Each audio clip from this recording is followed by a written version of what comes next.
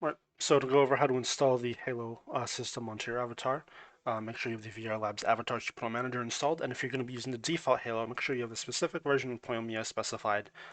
You could use a different version, but do so at your own discretion. Understand that I use that specific version when setting up the material. With that out of the way, go ahead and navigate to the folder called That Fat Kid Stuff. Find the Shareable Halo folder, open that, and then you'll find the Shareable Halo System prefab. Take that and drag it into the empty space in your hierarchy. Then put your mouse over it, right click, and unpack prefab, and then drag it on top of your avatar. Expand it out, and now go ahead, take a look, see at it. Should see the halo down here. What we're going to do now is open up the Halo container, and this is where you're going to install whatever custom Halo that you bought or made, or object, whatever you want to be above your head, and you're going to put it into this container. So I'm going to, for the sake of the tutorial, I'm going to use one by Magenta 3D Models.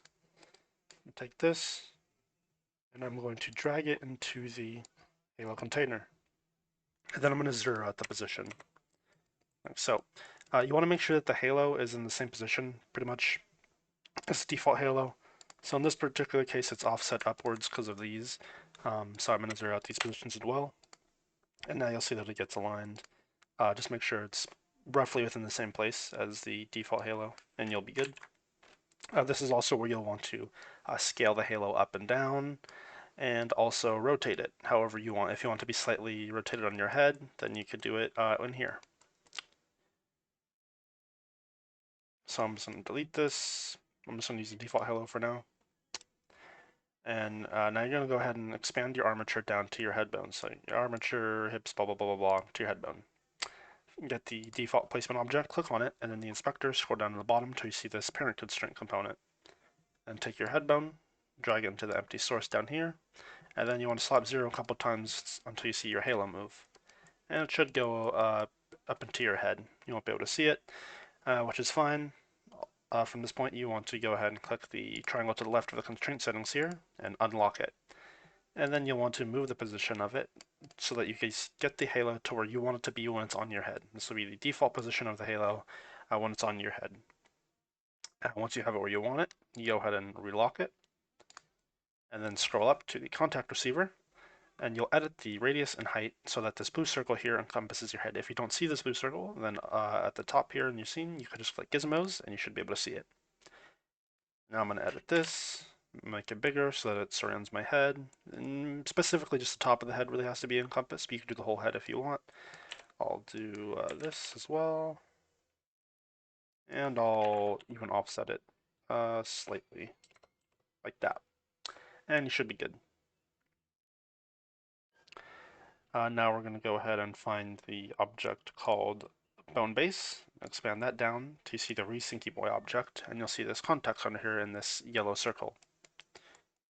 You want to make sure that this yellow circle surrounds the halo. So if you have a smaller halo or a bigger halo, you'll manipulate the radius so that it surrounds the halo. I'll say that you'll want it to be a bit bigger as well, so I'm going to say that this is good. For me, I like this. Yeah, that's fine there. Now we're going to go ahead and we're going to merge the controllers. So to do so, go to the top here where it says VR Labs, click it, and open up the Avatar Manager. Take your avatar, drag it to the empty slot up here, open up Effects, scroll down to the bottom, and press Add Animator to merge. Then in the folder, the Halo folder, Shareable Halo folder, and the effect stuff, you want to take the effect controller I provided and drag it into this slot here. Scroll down to the bottom, make sure that all of these are empty. If you see a number here, just go ahead and delete it, and then press Merge on Current. And then you want to make sure that the Halo System/Reset box all the way at the bottom here has a check mark. Then press the WD symbol on the side, and take note of whether or not you have a bunch of check marks here. If you have a bunch of check marks, you'll want to press Set WD on. And if you don't have check marks, then you'll want to press Set WD on. Off, sorry. If you have check marks, press Set WD on. If you don't have check marks, press Set WD off. Now go ahead and click on your avatar, scroll down to the bottom in your avatar descriptor to your expression menu, double click it, and we're going to go ahead and make add a control. We'll name it reset Halo. I'll click the circle to the right of the icon, type in Halo, and select this image here.